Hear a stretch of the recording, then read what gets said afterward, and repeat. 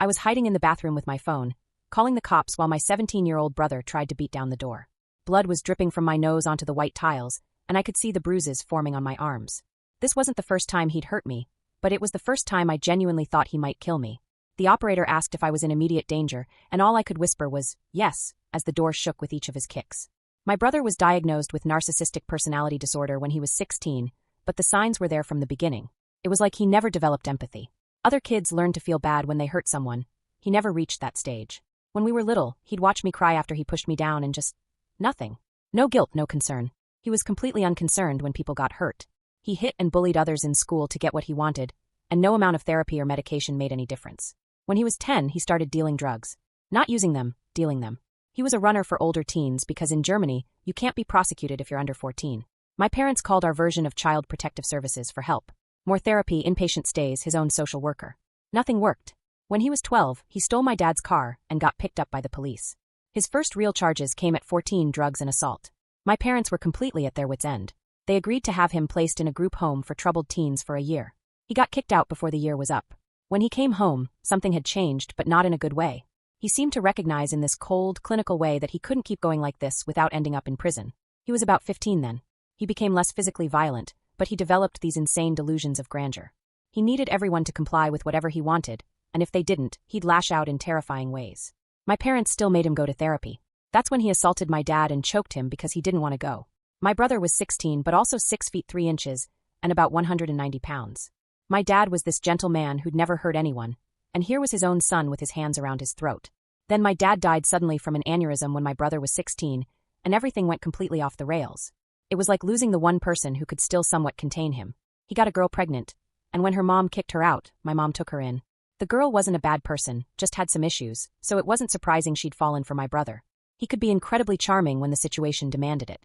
But a couple months later, while she was still pregnant, he beat her up at our house. That was supposed to be the last straw for my mom. She kicked him out. We helped the girl find an apartment for her and the baby. But my mom caved. She always caved. She let him move back in, and he immediately started acting like he was the head of the household.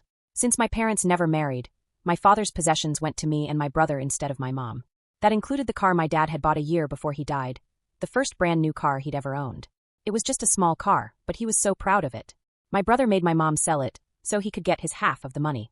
It wasn't even expensive, but my mom was devastated to lose my dead dad's little car. I was 20, my brother was 17, and he was terrorizing our household. He was verbally abusive and basically tortured my mom mentally every single day. He threatened to hit me whenever I didn't do something or give him something he wanted. He also threatened to kill me a couple of times, and I knew he meant it. On particularly bad days, he'd tell my mom that he'd have no trouble getting a couple guys to run her off the road when she went out. When the threats got stale, he'd beat me up every couple of weeks. The night I called the cops was different though. I was just burnt out from his usual verbal abuse. I didn't even react anymore. That's what set him off. He hit me a couple times, then started choking me. I have no idea how, but I managed to fight him off, grabbed my phone, and ran to the bathroom where I locked myself in before he could get to me again. He was screaming and trying to beat down the door while I called 911, and for the first time, I genuinely thought this was how I was going to die. The cops did absolutely nothing. They told me that since he lived there, we'd have to get along. And since we both said opposing things, nothing would come of it. I insisted they take my statement anyway. My mom wasn't home when it happened, but she was already a complete wreck and couldn't deal with the situation anymore. A couple days later, my aunt came to visit for a few days, and my brother was his charming, manipulative self around her. She tried to pressure me into not pressing charges, since apparently I had given myself the dozens of bruises and contusions I had. I was severely suicidal at that point. I gave my mom an ultimatum. It's me or him. She kicked him out again, but only temporarily. He came back a year later, and I immediately moved out for college.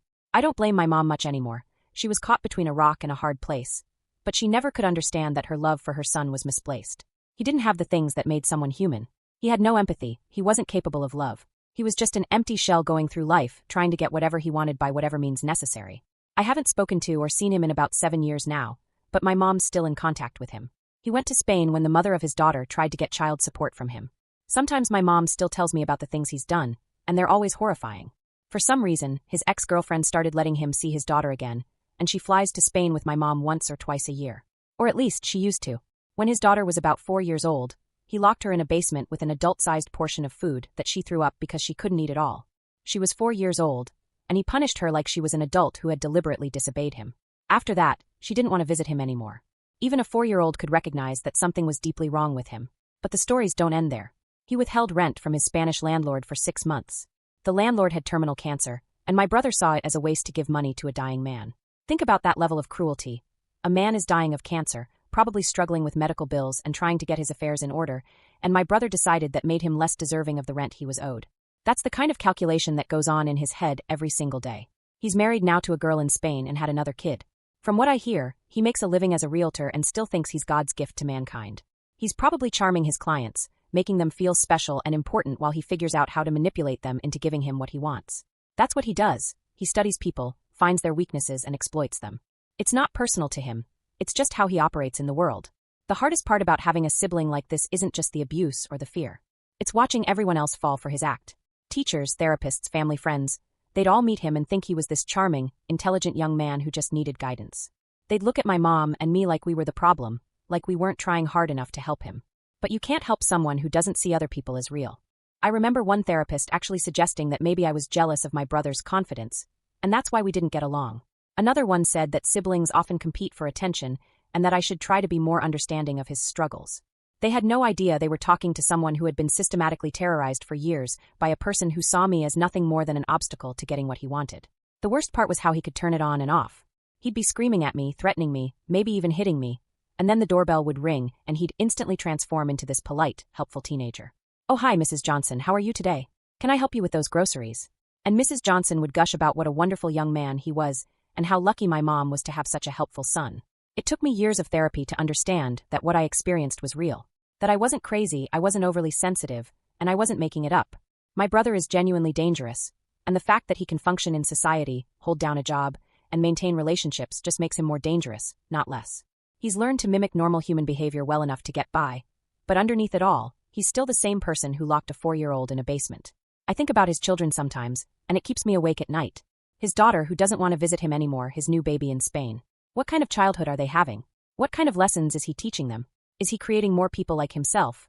Or are they going to end up like me and my mom, traumatized survivors who spend years trying to understand what happened to them?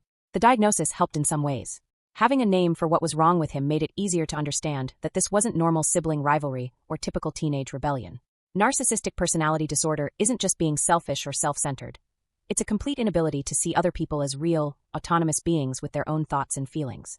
To him, we were all just characters in his story, there to serve his needs or get out of his way.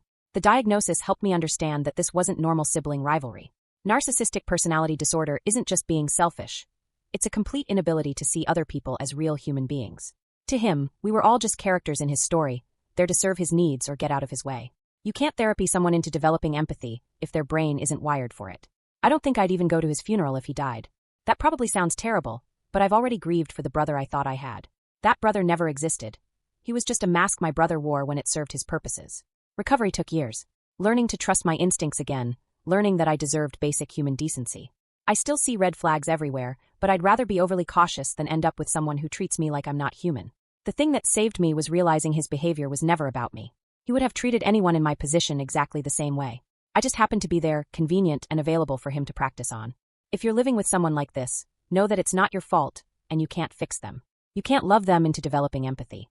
The best thing you can do is protect yourself and get away. Don't sacrifice your mental health trying to save someone who doesn't want to be saved. I've built a good life now. Healthy relationships, a career I love, and peace. I don't wake up wondering what mood he'll be in or what I might do wrong. For the first time in my life, I can just exist. People ask if I miss him. The honest answer is no. I miss the idea of having a brother, but I never actually had one. What I had was a predator who happened to share my DNA. I don't owe him anything just because we're related. Not everyone is redeemable. Some people are genuinely dangerous, and they're often the best at convincing you they're not. Trust your instincts. If someone makes you constantly afraid, there's probably a good reason. The boy who choked me is now a man with children, and that terrifies me. But all I can do is tell my story and hope someone recognizes the warning signs before it's too late. If you or someone you know is experiencing abuse, please reach out to local authorities or call a domestic violence hotline. You are not alone, and it is not your fault.